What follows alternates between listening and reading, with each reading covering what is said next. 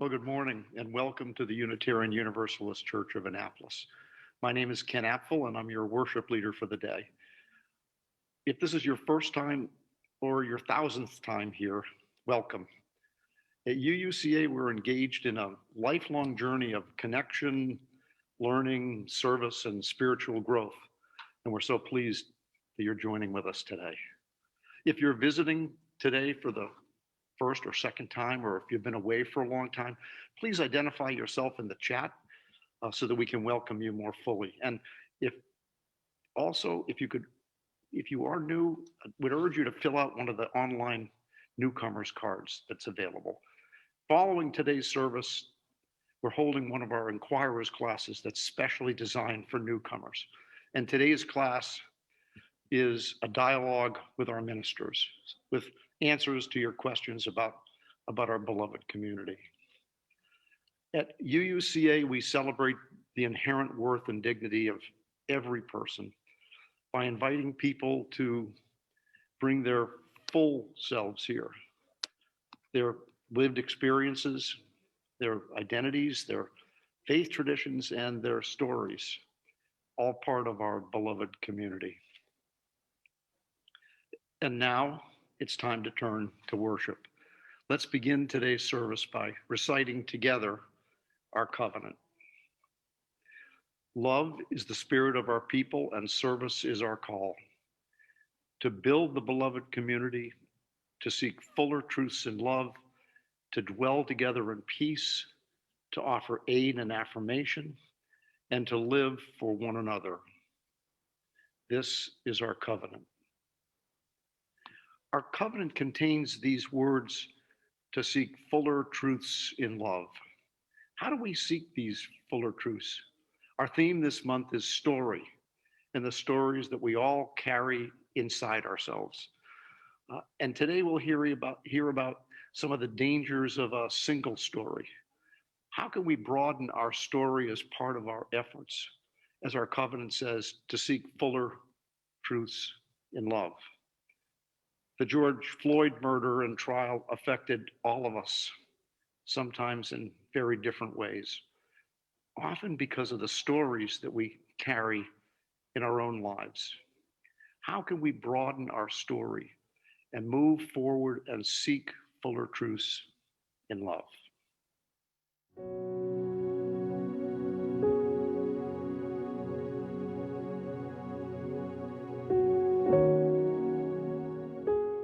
Hello from the Aiken family. Now we're gonna light the chalice.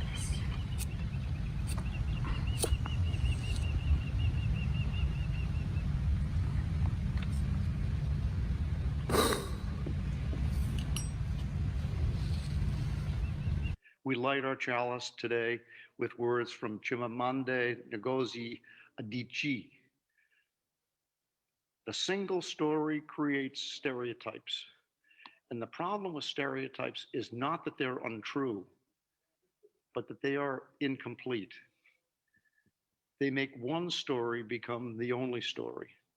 When we reject the single story, when we realize that there is never a single story about any place, we regain a kind of paradise.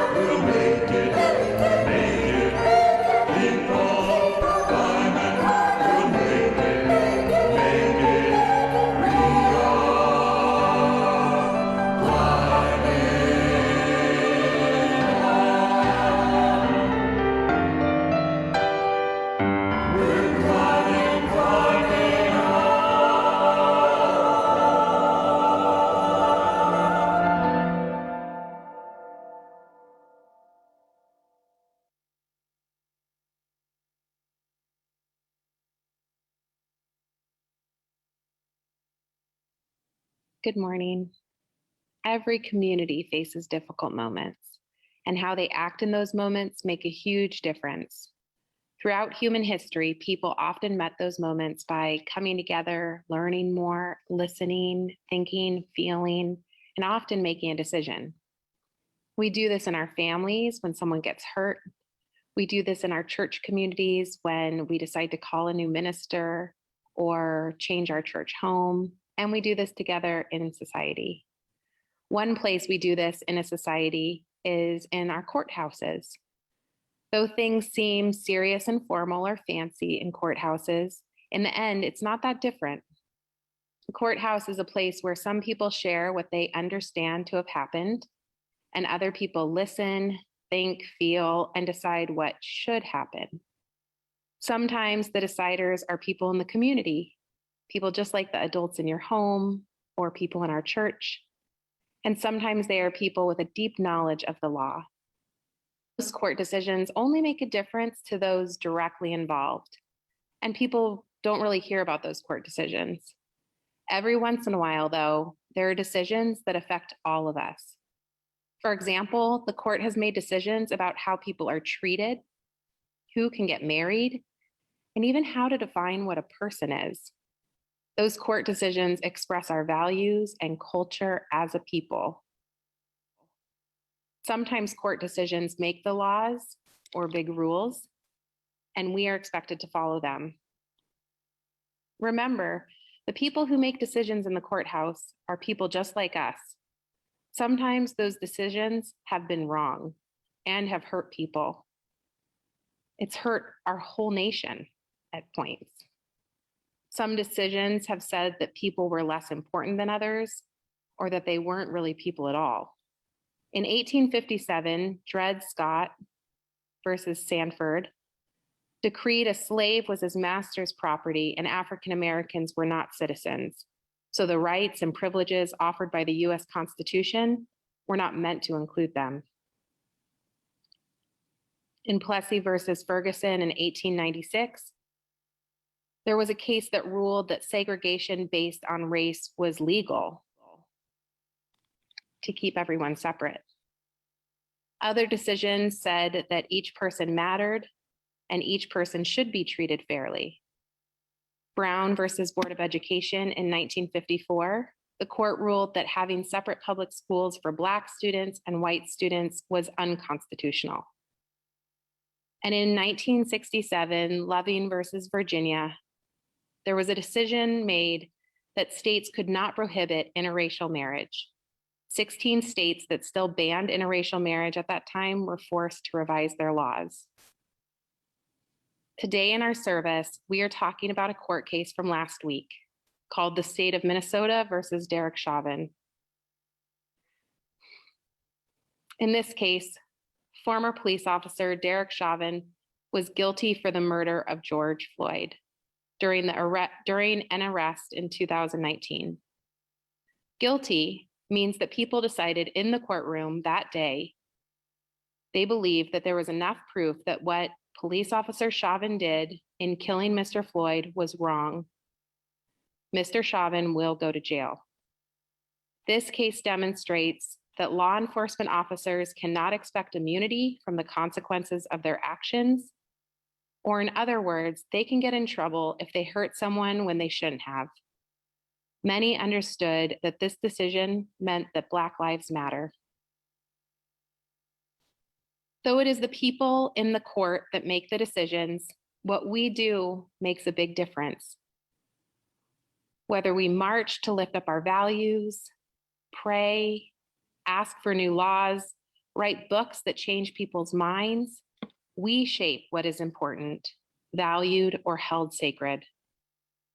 As Supreme Court Justice Sonia Sotomayor said, if you want to be part of history, then you know what lasts is the force of ideas and the strength of your expression of it. So join us in showing each day that our 8 principles matter. Someday, a court decision might just rest on it.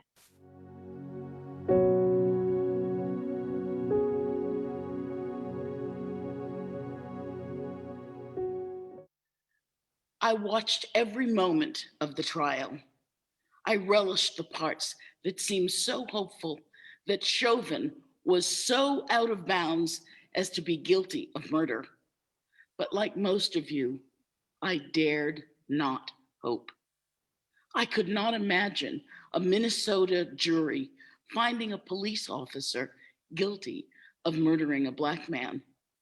I agonized over the video shown over and over again of a smug cop executing a man.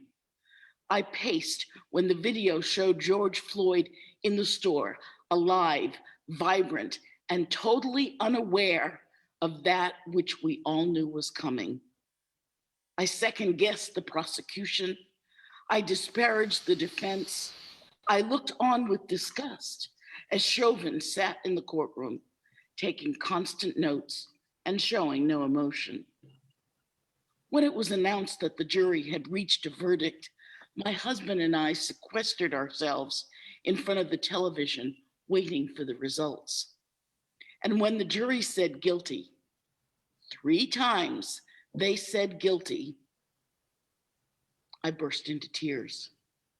Nearly a year after Floyd's death, all that pent-up angst let loose. I cried.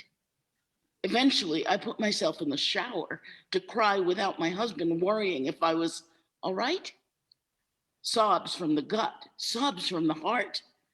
And I'm not the mother of Black sons and daughters whose anguish is infinitely worse. My sobs, my relief came because 12 members of the jury found that this Black life mattered. And maybe this would mean that in future, other Black lives would matter over the unbridled audacity of a police officer. In the following days, much was to be made of the verdict, but in that same time, those following few hours, it happened again. Multiple times. Black citizens shot and killed by police. I didn't dare hope that George Floyd's death meant this would never happen again. But I think the tiniest change exists in the way we all perceive these police killings of innocent Black people. At least I feel the tiniest change in the way I respond to these killings. I have a tiny hope, a little hope that accountability can happen and that justice just may prevail. I look to our faith to help me in these times. I need my church leaders to care for my heart, to care for the soul of our greater society.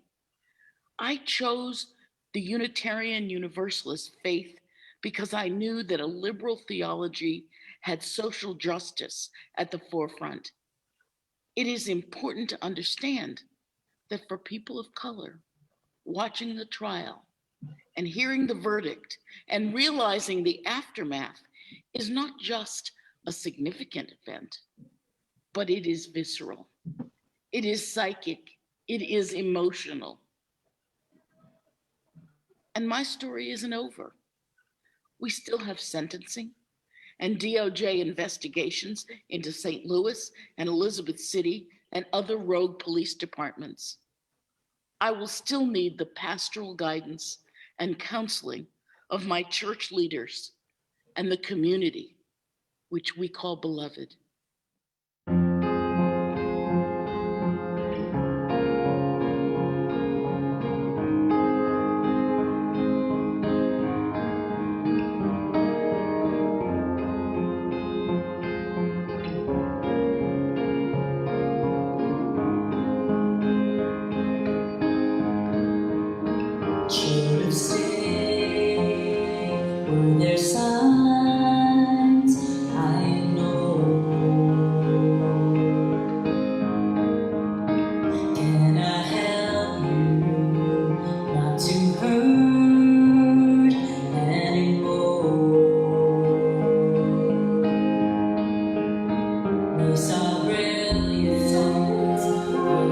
Brilliant when the world was asleep.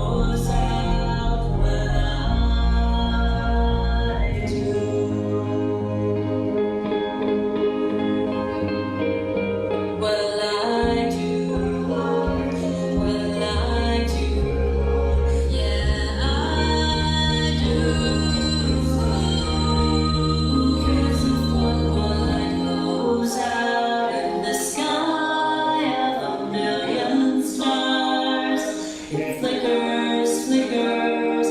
Who cares when someone's time runs out? If a moment is all we are.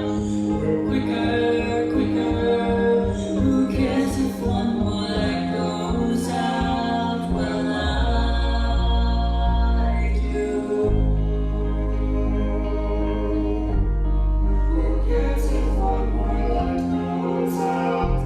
Well, I do.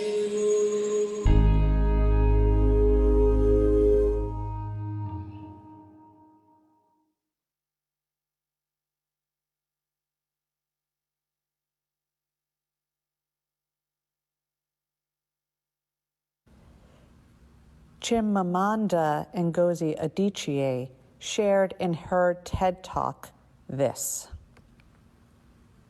to create a single story, show people as one thing, as only one thing, over and over again, and that is what they become.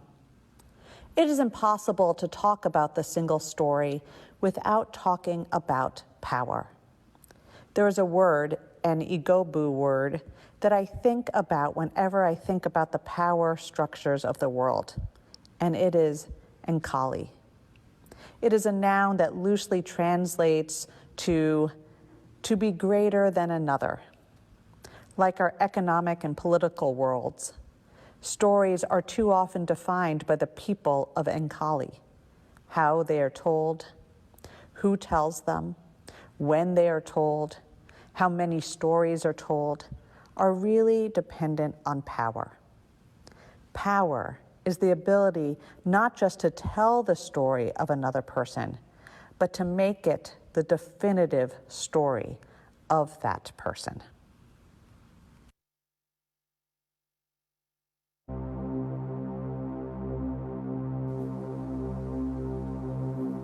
Puente de amor, ven hacia mí y al corazón cántale tu compasión.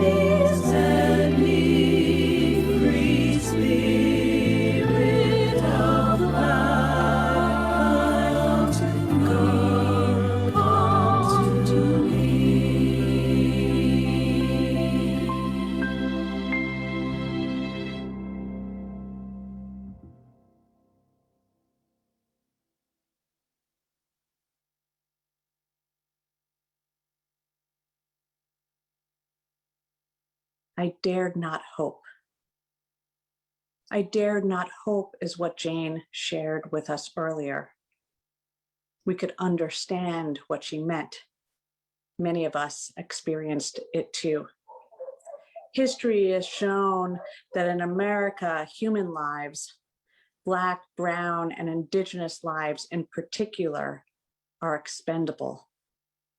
Human lives can be taken for purpose, spite, or terror.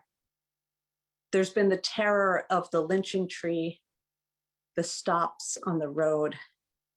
There's been the lack of accountability, the lack of charges filed and trials had. There's been the acquittals. We know the language that has accompanied the unwarranted taking of life posed an immediate and extreme threat, or followed policy and procedure, or objectionably reasonable to defend himself and open fire. What we know is that there was no trial for Eric Gardner or Michael Brown or Tamir Rice or Stefan Clark or Breonna Taylor or Sandra Bland. No convictions for Teddy Gray or Walter Scott or Sean Bell. History says, don't hope on this side of the grave.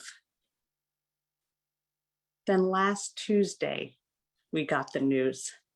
Former police officer Derek Chauvin was convicted for the murder of George Floyd during his arrest in 2019. Black lives do matter. Black lives do matter. That is what we understood the verdict of guilty to mean. Last Tuesday was a celebration in our hearts and on the streets, a celebration of hard work, a celebration of the spirit. Though the verdict was a powerful bomb, I want us to focus for a bit about what happened in the trial. For what happened in the courtroom was not only a trial of Derek Chauvin, it was a duel of narratives. Remember what Chimamanda Ngozi Adichie said? To create a single story, to show a people as one thing, as only one thing, over and over again, that is what they become. Power is the ability not just to tell the story of another person, but to make it the definitive story of that person. The defense understood it could win if the jurors could believe two single stories, two dangerous single stories. The single story of Derek Chauvin as a police officer, and the single story of George Floyd as Black. A single story. Derek Chauvin was acting as an officer of the law. Police officers are trained and allowed to use their judgment to subdue threats to themselves or others. This is to be considered true, even if a man dies. A single story. George Floyd died of drugs and a heart attack, meaning, single story, George Floyd is dead because he was an addict and likely a criminal, and because his Black body was the problem. A single racist story, the defense tried to make the definitive story. I'm sure, like me, you have heard such single stories in the news reports over and over again after a police shooting. Let's name this what it is. Let's name this what it is in theological terms. evil.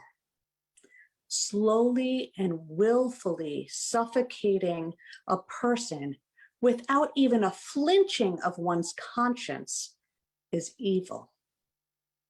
Committing such an act in a legacy of terror and oppression is evil. Spinning single stories to reduce a person's humanity is evil. If single stories had been allowed to stand in the trial, allowed to remain unaltered, then in all likelihood, I think on Tuesday, we would have had an acquittal. Instead, dozens of witnesses used their power to show what Derek Chauvin should have realized as a human being and what George Floyd was as a human being.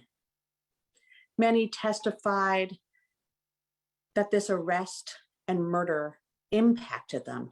Several witnesses cried as they recounted the arrest. Some said they felt guilty for not intervening, that they knew that George Floyd was in grave danger. Darnella Frazier was 17 on May 25th, 2019, when she arrived at the Cup Foods convenience store with her 9-year-old cousin. She was the one that took the video so the world knew what happened. She said of Floyd, he was terrified. It was like he knew it was over for him. Darnella showed that George Floyd was someone with whom to empathize. Charles McMillan shared that Floyd called out, "Mama," in the minutes before he lost consciousness. Charles showed that George Floyd was a son. Courtney Ross, Floyd's girlfriend for the 3 years before his death, talked about their relationship, their first kiss, how Mr. Floyd loved to eat and had showed her Minneapolis. Courtney showed that George Floyd was someone who loved and who was loved. Derek Smith, one of the paramedics who responded to the scene, shared that despite using a defibrillator and a chest compression machine, he could not revive Floyd. Derek Smith showed what it means to try to save and protect a life. Officer after officer, including acting police chief Medaria Arredondo, said that, quote, once Mr. Floyd had stopped resisting, and certainly once he was in distress and tried to verbalize that, restraining Mr. Floyd should have stopped, unquote. These officers showed how a reasonable and moral officer would have responded to distress. Dr. Martin J. Tubin, a pulmonologist and a world-renowned expert on breathing, took us into George Floyd's body and showed us that though regular in interval, his breaths were not deep enough to sustain life. We learned that George Floyd's body is like ours, amazing, but meant to be treated with care.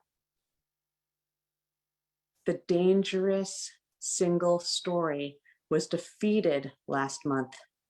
The verdict was guilty. Sometimes we can hope on this side of the grave. Tuesday was a day of celebration, a celebration we didn't quite dare to hope would herald a great sea change in our nation. We did not quite dare to hope, and the deaths of Dante Wright in Brooklyn Center and Adam Toledo, a 13-year-old in Chicago, came. The Chauvin verdict carried us forward, but it only carried us forward so far. Unlike Chauvin's case, we know most killings by police involve a decision to shoot in a heated moment. Because of this, unlike Chauvin's actions, I fear that the arc of history has not bent nearly far enough towards justice. It is important and fair to say that most officers will go their entire lives without shooting, many with never having pulled out their gun. There are law enforcement officers in our beloved community. I want to say thank you to each and every officer who truly serves to keep us safe. Thank you for protecting life. I know you too are impacted by unwarranted police shootings. No matter how statistically rare, though, the deadly shootings of unarmed Black people by police are not infrequent, and each one matters. At least 6 people were fatally shot by police officers in the 24 hours after the jurors reached their guilty verdict. Those shooting-involved cases rarely make it into the courthouse, and when they do, such cases are notoriously hard to prove. Juries, at least before Tuesday, have tended to give the officers the benefit of the doubt when they claim to have acted in a life or death situation. How will the Chauvin verdict affect these cases, affect calls for accountability? Can we hold the celebration of Tuesday and the lament of Wednesday in our beings at the same time?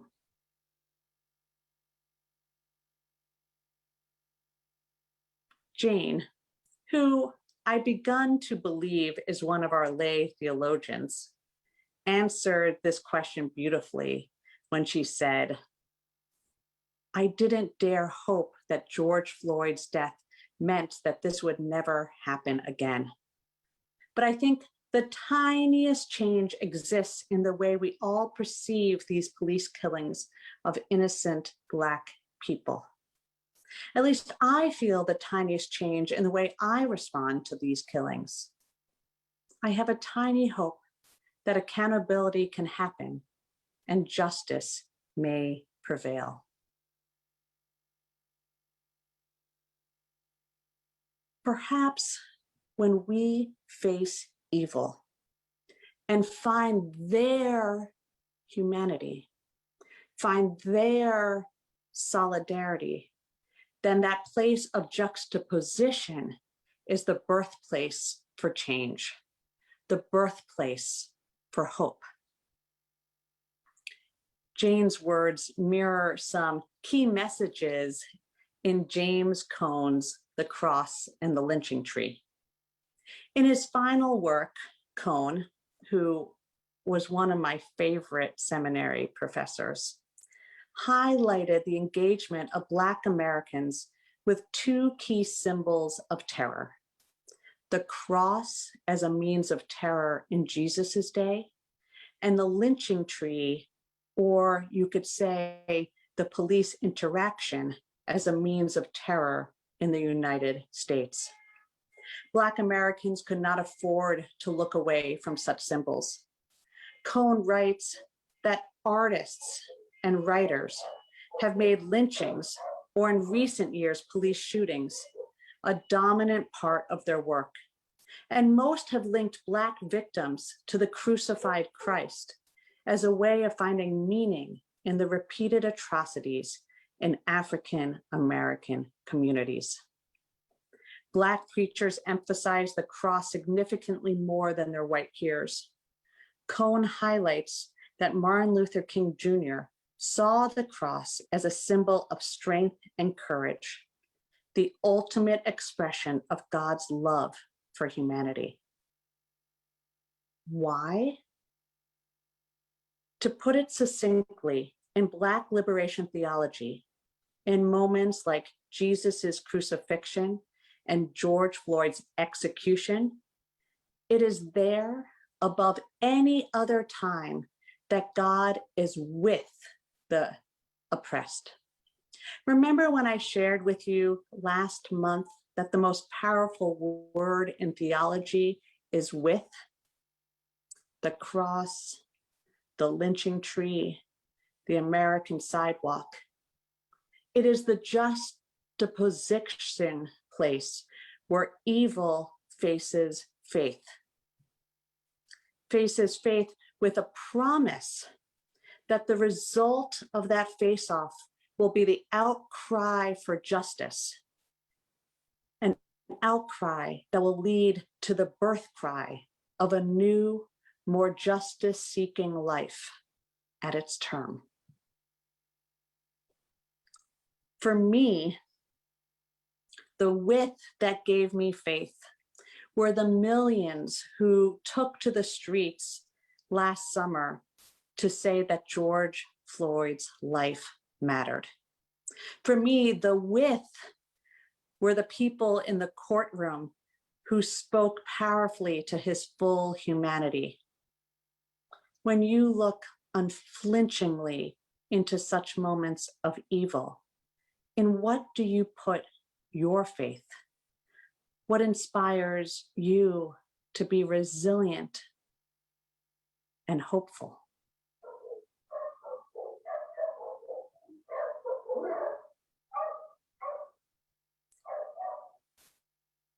We must still hope for a great sea change so that lives are preserved and so that justice may prevail. That sea change comes from people like us, whether we march to lift up our values, pray, seek new laws, write books that change people's minds, or find our own creative ways to live out and embody our 8 principles. In that work, I want to offer you a piece of our theology. It comes my way via Reverend Rob Hardy's, who will be joining us as a guest preacher next Sunday. One time at All Souls in DC, where he had served for 17 years as their senior minister, he heard a congregant share from the pulpit that he was a person of interest by the police. He always knew that his appearance marked him as a person of interest. Now, we know we mean that in this way, this person of interest is a suspect, is to be viewed as someone dangerous. But heard from the pulpit that day, Rob was reminded of this phrase, a person of interest, and it reminded him of some of the writings of William Ellery Channing, the quote unquote father of American Unitarianism. Though Channing was a Unitarian minister, he was also a universalist in theology. He believed in God's universal love for all life, for every person. But one day, Channing could not fall asleep. He was really wrestling and he was disturbed by a thought. He grew worried. He grew worried that sometimes for some people, hearing that God loved everybody, they might mistake that for not being loved particularly.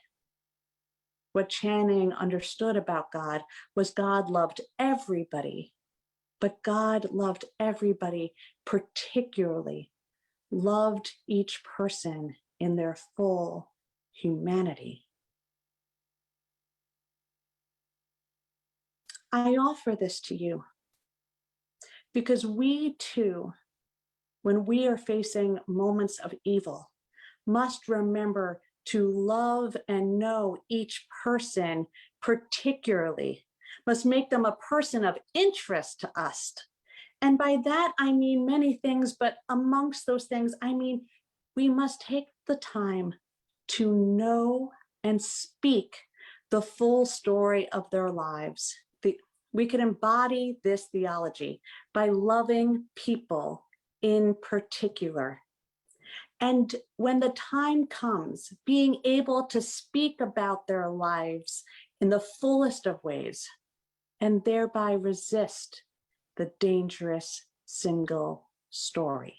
My dear ones, Jane spoke of turning to us, of UUCA, to her ministers in times such as these. We do need to be free to weep and mourn, dance and jubilate together. For those are our human moments. Our humanness, outraged, furious, hopeful, compassionate, empathetic, complex, and real humanness at the end might be just what saves us. That humanness comes out when we resist the dangerous single story. It comes out when we tell the true, complex, and real one instead. When we tell stories about the inherent worth and dignity of a particular human being's life. We saw this month that such stories are powerful enough to bend the arc of history towards justice. You might just be called upon to tell such a story one day. Make it powerful, make it true. As Supreme Court Justice Sonia Sotomayor said, if you want to be part of history, then you know what lasts is the force of ideas and the strength of your expression of it. May it be so. Amen.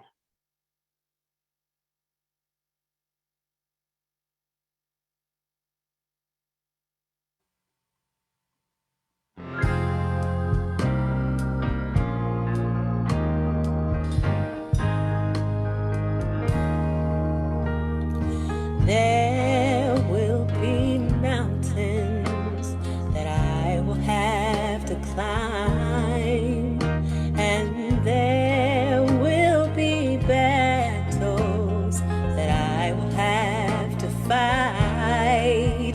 But victory or defeat, it's up to me to decide. But how can I expect to win if I never try? I just can't give up now. I've come too far from where I started from. Nobody told me the road would be easy, and I don't believe you brought me this far to leave me. Never said there wouldn't be trials, never said I wouldn't fall, never said that everything would go the way I wanted to go. But when my back is against the wall and I feel all hope is gone, I just lift my head up to the sky and say, help me to be strong. Whoa. I just can't give up now. I've come too far from where I started from. Nobody told me the road would be easy.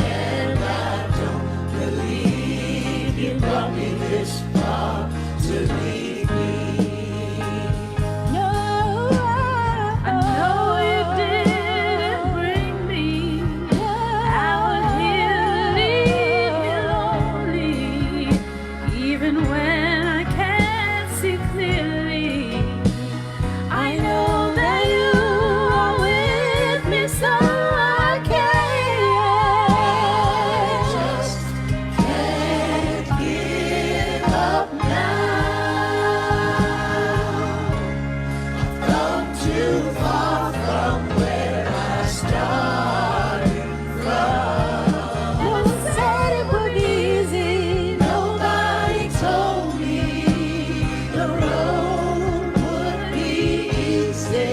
And I don't believe you brought me this far. I say I don't believe you brought me this far. I say I don't believe you brought me this far. I say I don't believe you brought me this far. I say I don't believe you brought me this far. I say I don't believe you brought me this far. I say I don't believe you brought me this far to leave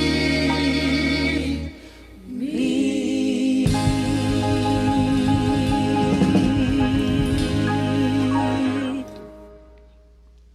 Good morning. I'm Candy Clark, currently serving as the UULM Task Force Facilitator for Criminal Justice. The General Assembly had labored tirelessly to get an overhaul of our educational system last session, the Blueprint for Maryland. This year's session, they again labor beyond the norm to become the first state in our country to pass a police accountability reform bill for Maryland. This, we all need to thank our representatives for their dedication and resiliency while adapting to the changes of navigating the COVID complications. We have a diverse, dynamic, and forward-thinking people in the session trying to bring racial equity and justice to our communities. Please thank them. The House and Senate intensely engaged in the task of meshing their separate bills into one large police reform act that hopefully begins to restore Maryland citizens' lack of respect and trust for their law enforcement. This involves repealing the police union, LEBOR, Law Enforcement Officers' Bill of Rights. It provides expanding training in the de-escalation strategies in the use of force. Officers of all ranks will be held accountable to intervene if they encounter any one other officer using force. It's their responsibility. Everyone's responsible. If there is an accident, an incident involves a death, it will no longer be investigated by the local agency, but go directly to the state's attorney's office.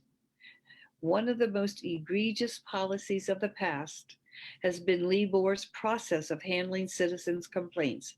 Victims were often treated disrespectfully, and poor communication kept them in the dark about the process and consequences of the investigation. This traumatizing process is now transparent. With the long sought after citizen involvement in determining the charge for the officer. The act has other beneficial reforms, all aimed to bring about justice for all sides. And as with most large encompassing legislative acts, it is not perfect. There is still a weakness in that the investigation of citizen complaints is totally done within-house, within the agency, with no outside oversight. The controversial issue of the use of and the role of current school resource officers, SROs, was not addressed. This act will be implemented in various stages over a period of several years. So we, you and I, need to be vigilant in seeing that the work continues. Many of Maryland's representatives seem to be prioritizing legislation that really upholds our UU values, especially the 8th principle. So I urge you to get involved. This is the right time, the right place to do the right thing. Our voices, our UU voices need to be heard. Thank you.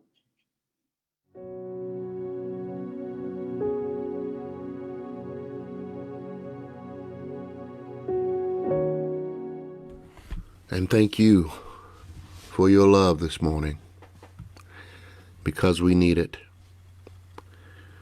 This world that we hold in our care, this world full of dis-ease, this world full of so much animosity. Why we can't see another's woe and be in sorrow too, I do not know. Why we can't see each other as sisters and brothers, as kinfolk, I do not know. Why can't we see that we're all homoousios of the same substance, I do not know. But I pray today for unity, for oneness, that the weight of gravity and karma on this planet, negative karma, that we might somehow transcend it and turn that weight into lightness. And that is love. Love lightens the mood, quickens the spirit, gives us courage. So find a way this day to love with all your heart, soul, mind, and strength. And that includes forgiveness. That includes finding joy. That also includes letting go. There's so much that we can't control. Sickness, disease, death. But we pray this day, creative spirit of life, for strength to endure. We utter our cry for peace, liberty, and justice for all. We thank you for the many hands that go into making this community and this service what it is. So many special people. Blessings on each and every one of them and those in this community and the community we serve. Blessings, blessings, blessings. In the name of all that is holy and good, I leave these words. Amen. Today is our last share of the plate for the Lighthouse. Although the Lighthouse is often referred to as a shelter, it's so much more than a shelter only. During the COVID crisis, Lighthouse efforts have kept many people and families inside their homes. They offer job training and assistance to anyone, not just residents. Anyone can stop by for food or a place to rest, do laundry, use a shower and a bathroom, and all in a safe place. Our financial support for Lighthouse really matters. But our church is also committed to providing monthly meals at the Lighthouse Shelter. Each month, UUCA groups sign up to cook for Lighthouse. Now, that was done on site for quite a while, but during the COVID times, all meals are prepared off-site and are then safely delivered to the shelter for their serving. We really need more UUCA Covenant groups to sign up for this. There's lots of openings, and details on how to do so are in the chat. Now more than ever, we need the Lighthouse, and the Lighthouse needs us. Please use the QR codes shown on your screen or the links in your chat to give generously to UUCA or the Lighthouse Shelter today. Thank you so much for your generosity that supports so much to happen within our community. As you consider the amount that you wish to give, I hope that you enjoy this music by our UUCA choir performing the hymn, Sarah's Ladder.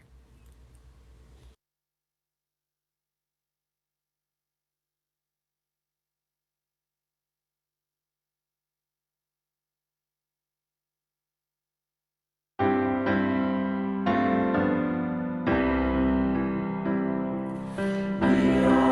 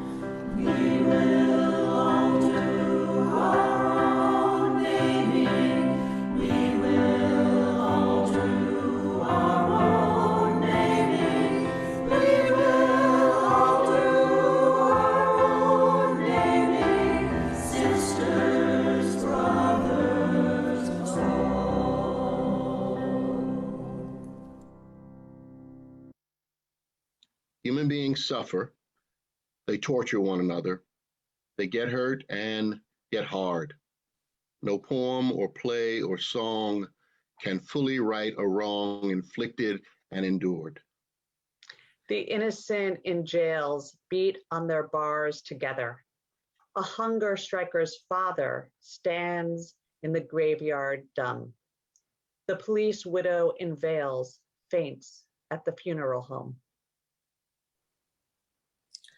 History says, don't hope on this side of the grave, but then, once in a lifetime, the longed for tidal wave of justice can rise up, and hope and history rhyme. So hope for a great sea change on the far side of revenge. Believe that a further shore is reachable from here. Believe in miracles and cures and healing wells. Call miracle self-healing, the utter self-revealing double take of feeling. If there's fire on the mountain or lightning and storm, and a God speaks from the sky. That means someone is hearing the outcry and the birth cry of new life at its term.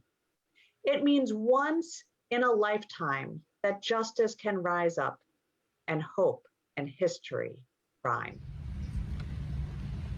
Now we are going to extinguish our chalice.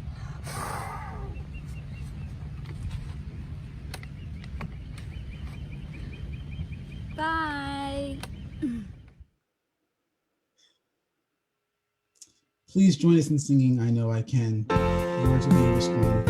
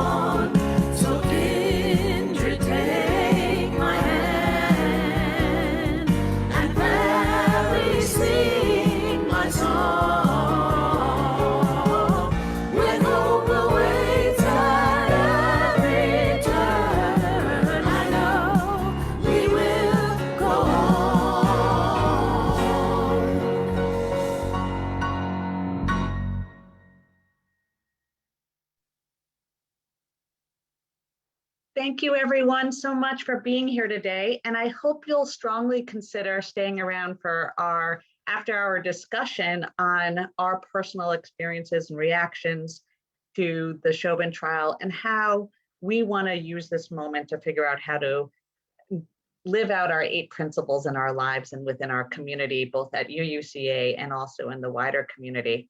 It's great to have you here. And there is the Inquirers class for people who are learning more about UUCA and want to take part of that as well.